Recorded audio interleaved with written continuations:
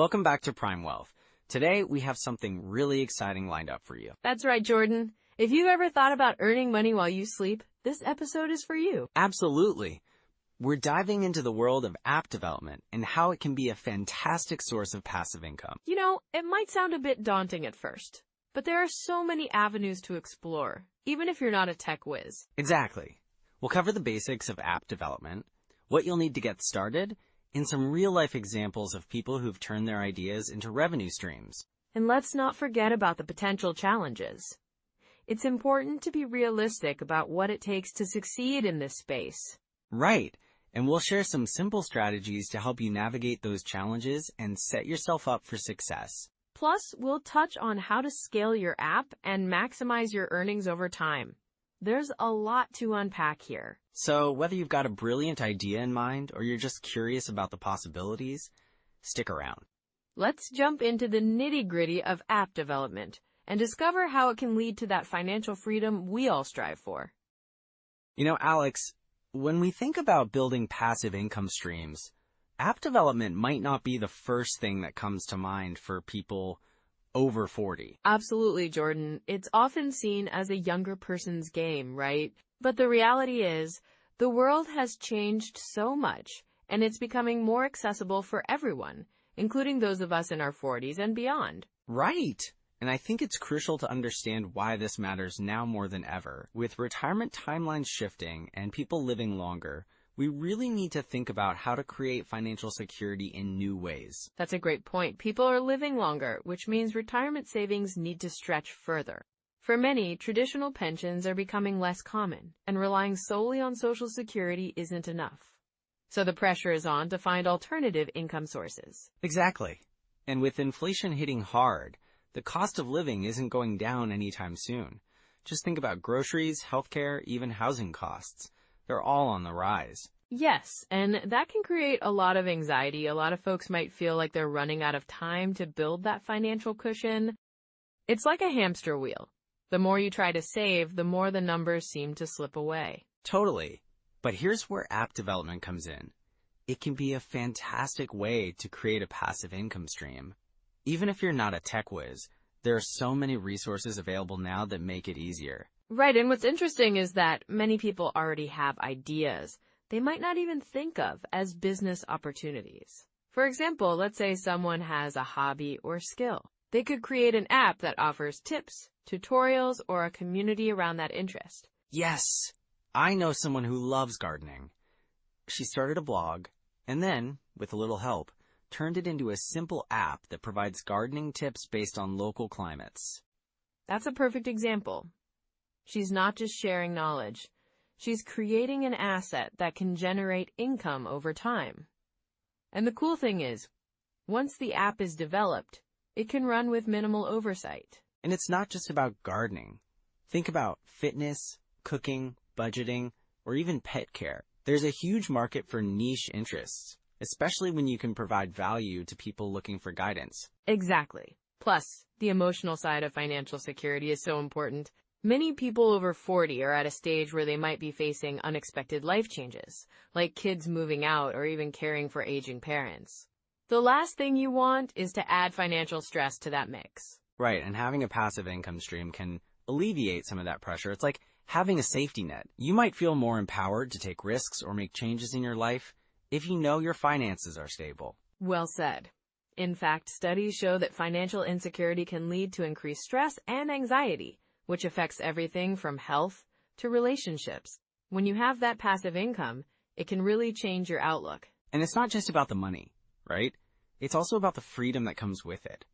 Imagine being able to take a vacation without worrying about how it'll impact your budget. Exactly. And let's not forget the potential for growth. If you develop an app that gains traction, you could turn a small side project into something much more significant. I've even heard stories of people who start small and end up creating apps that generate thousands of dollars a month. It's incredible what can happen when you take that first step. Yes, and that's something that's really important for listeners to remember. It doesn't have to be perfect from the start. The key is to take action, learn along the way, and adapt as you go. And with the rise of platforms that help you build apps without needing to code, it's become so much more feasible. You can literally go from an idea to a functioning app in a matter of months. That's so true. And many of these platforms offer resources and communities that can provide support. It's about taking advantage of the tools available today. And let's be real, for many folks in their 40s and beyond, this could be a way to tap into a passion that they've set aside. It can feel invigorating to create something that has the potential to not only fulfill you, but also support your financial goals. Yeah, it's about finding that balance between what you love and what can provide that financial security. And, the beauty of app development is that it can be a creative outlet too. Absolutely. Creativity can be such a powerful motivator. And even if you're not an expert, you can collaborate with others who have the necessary skills. Collaboration is key. You don't have to do it all alone. Whether it's partnering with a developer or even leveraging the skills of younger family members, there are many ways to get support. And think about the learning experience. Even if the app doesn't take off like you hope, the skills you gain and the connections you make can be invaluable. Yes, the journey itself can be rewarding, and it often leads to unexpected opportunities. So it sounds like we're really encouraging our listeners to explore this avenue. There's potential for both financial gain and personal fulfillment. Exactly. So let's dive into some core strategies that can help anyone over 40 get started with app development and passive income. So Alex, let's dive into some core strategies for getting started with app development, especially for those looking to create a source of passive income. Absolutely, Jordan. One of the first things I'd recommend is identifying a specific niche or problem that your app can solve. It's all about finding that gap in the market. Right, and I think a great way to start is by looking at your own experiences. What challenges do you face daily that could be addressed with an app? Exactly. Think about your daily routines and frustrations. For example, maybe you struggle to keep track of your health goals or meal planning. An app that helps users manage those tasks could be very valuable. That makes a lot of sense. And once you've identified a problem, what's next? Next, conduct some market research. Look at existing apps in that niche. See what they do well and where they fall short. Tools like Google Trends or even social media can provide insights into what people are searching for and discussing. So you're saying take a deep dive into competitors. What should developers look for during this research phase? Well, it's important to analyze user reviews. See what users like and dislike about similar apps. This feedback can guide you in shaping your own app. It's like having a roadmap based on real user experiences. That's really insightful, Alex.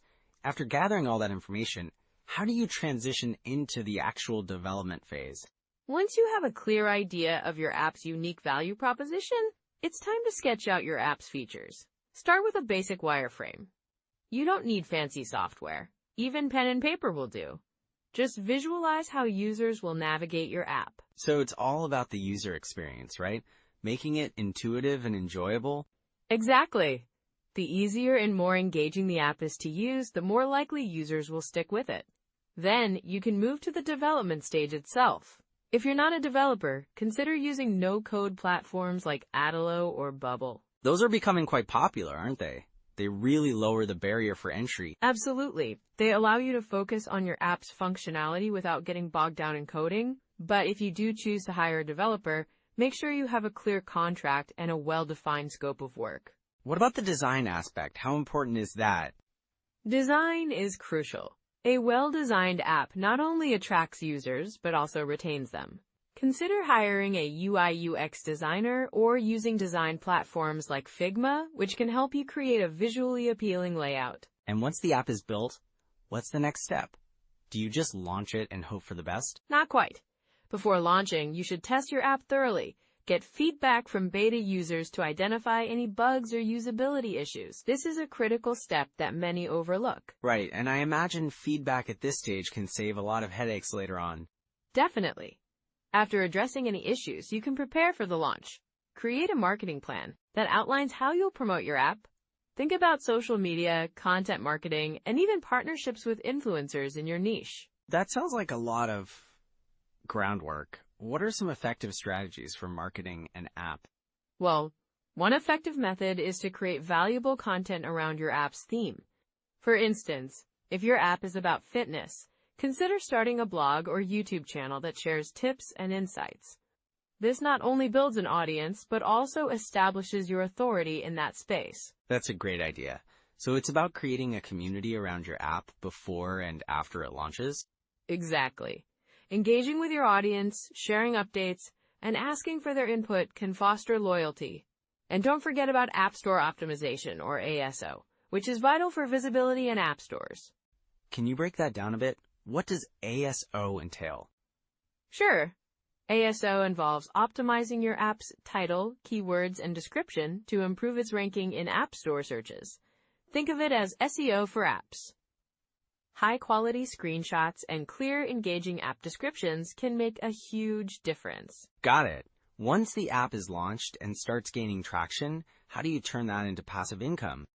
There are several monetization strategies you can consider. You could offer a one-time purchase, a subscription model, or in-app purchases. Each has its pros and cons, depending on your app's nature and audience. What about ads? Are they a viable option? They can be, but it's important to balance user experience with monetization. Too many ads can drive users away. If you choose this route, consider ad networks like AdMob or Unity Ads, which can help you integrate ads seamlessly. It sounds like there's a lot to think about. What are some common pitfalls developers should avoid? Well, one major pitfall is underestimating the importance of ongoing maintenance and updates. An app is not a one-and-done project. It requires regular updates to fix bugs and add new features based on user feedback.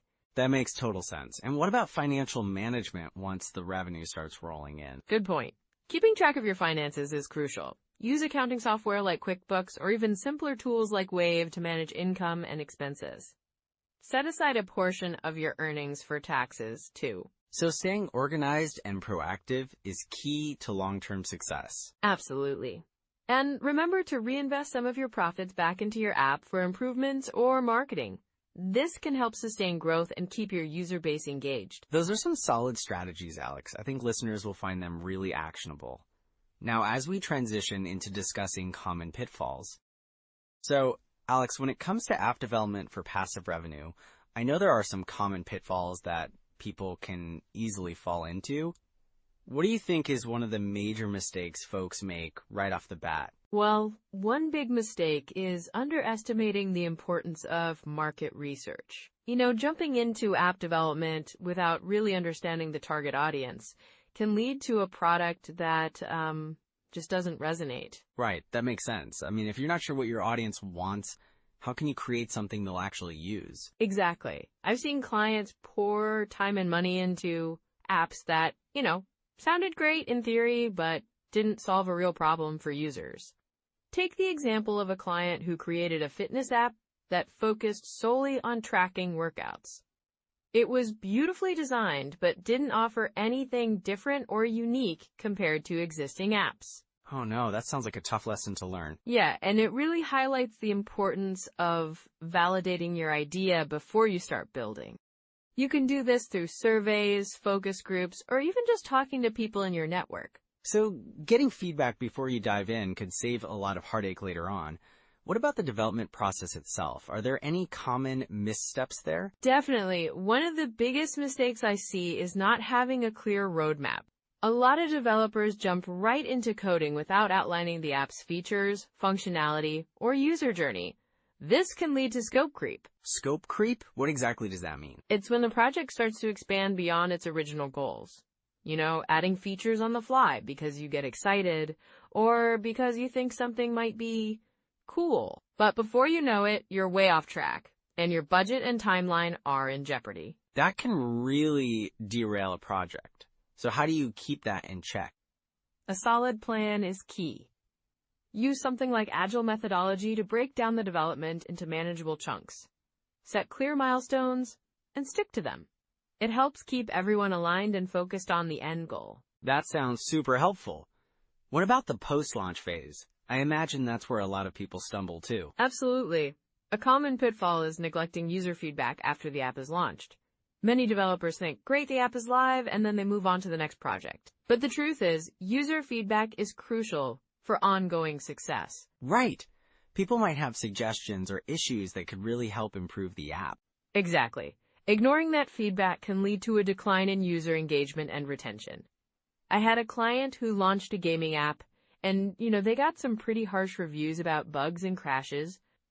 Instead of addressing those issues, they focused on adding new levels.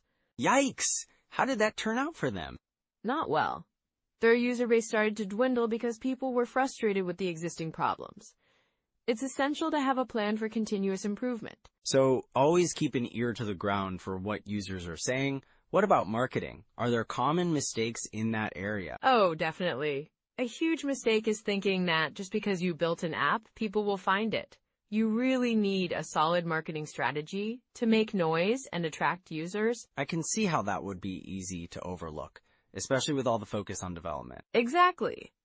It's not enough to just launch the app. You need to promote it. I had a colleague who developed a very niche productivity app. He released it without a marketing plan, thinking word of mouth would spread. And crickets. He ended up having to spend a lot more time and resources on marketing down the line. It's much better to have a marketing plan in place before you launch. so what should someone consider when developing that marketing plan? Start by identifying your target audience. Where do they hang out online? What kind of messaging resonates with them? Use social media, content marketing, and partnerships to build awareness. That's really practical advice. I imagine it also helps to have a budget for marketing, right? Absolutely. You'll want to allocate some funds for marketing right from the start. Think of it as an investment in your app's success, not just an afterthought. Makes total sense. Now, what about the financial side of things? Are there common mistakes people make with budgeting for app development? Oh, for sure. One common mistake is underestimating costs. Many people think they can build a decent app for a few $1,000s, but development, testing, and marketing can add up quickly. Yeah, I guess it can be easy to overlook those hidden costs. Definitely. It helps to break down your budget into categories: development, marketing, ongoing maintenance, and updates. And always have a contingency fund for unexpected expenses. That's really practical advice. It's like having a safety net. Exactly. You want to be prepared. And speaking of preparation, another pitfall is not planning for long-term maintenance. An app isn't just a one-and-done project. Right. It needs to be updated regularly and maintained. Exactly. As operating systems and devices evolve, your app needs to keep up. Failing to budget for ongoing maintenance can lead to a decline in performance and user satisfaction over time. So it really sounds like it all comes down to preparation and planning. Yes, and recognizing the signs of trouble early on can make a massive difference. If you notice user engagement dropping, or if you're getting consistent negative feedback, it's time to reassess and pivot your strategy. That's an important takeaway. So if someone finds themselves in a tough spot, what should they do next? Well, the first step is to analyze the data. Look at user feedback, engagement metrics, and financial performance. From there, you can identify what's working and what isn't. So it's about being proactive and willing to adapt. Exactly. And if needed, seek out advice from mentors or professionals who can provide insights based on their experiences. You don't have to go it alone. That's such a great point. So those are some immediate steps you can take. Now let's bring everything together. So if someone's feeling inspired to dive into app development for passive income, where should they start? Yeah, it can seem a bit overwhelming at first, right? But breaking it down into actionable steps can really help. Definitely. First off, I'd recommend starting with some research. Look into what types of apps are currently popular. Right, and you don't need to reinvent the wheel. There are tons of resources online where you can see trending app ideas, user reviews, and what gaps exist in the market. Exactly. And once you have a few ideas, think about your own skills. Do you have coding experience, or would you need to partner with a developer? That's a good point. If coding isn't your thing, there are platforms like AppyPie or BuildFire that let you create apps without needing to code. Yes, those are great tools to get you started. And remember, keep it simple at first. You don't need to create the next big thing right away. For sure. Maybe start with a niche that you're passionate about. That'll make the process more enjoyable and keep you motivated. And once you've settled on an idea, create a basic wireframe. It doesn't have to be perfect. Just sketch out the main features and flow of the app. That's a great way to visualize what you want to achieve. And there are even tools like Balsamic or Figma that can help with wireframing. Exactly, and once you've got your wireframe, you can start building a prototype. That will help you test your concept before fully committing to development. A prototype? That sounds like a smart move. It allows you to get feedback early on. Right. And speaking of feedback, consider sharing your prototype with friends or potential users to see what they think. Yeah, getting outside opinions can be so valuable. It might highlight things you hadn't considered. And if you feel ready to dive into development, think about using frameworks like React Native or Flutter. They're user-friendly for beginners and can help you build for both iOS and Android. Those frameworks sound great. And they also have a large community for support, which is always a plus. Absolutely. And while you're developing, keep track of your progress. Setting small milestones can help you stay on course and celebrate wins along the way. I love that idea. It keeps you motivated. What about marketing the app once it's live? Good question. Start building an online presence early. You could create a simple website or social media pages to engage potential users. Building that buzz ahead of launch is crucial. Would you recommend using any specific marketing tools? Definitely. Tools like MailChimp can help you start building an email list. You can keep your audience updated on the launch and gather feedback. And what about monetization strategies? Well, there are several options. You could use ads, in-app purchases, or a subscription model. It really depends on your app's purpose. Right. And I think experimenting with different monetization strategies initially can help you find what works best. Exactly. You can always adjust as you gather data on user behavior. What about ongoing support after launch? That's a crucial part of maintaining your app. Be prepared to address user feedback and make updates regularly. It can be time-consuming, but it's essential for user retention. Yeah, keeping users engaged is key. And maybe even consider creating a community around your app, like a Facebook group.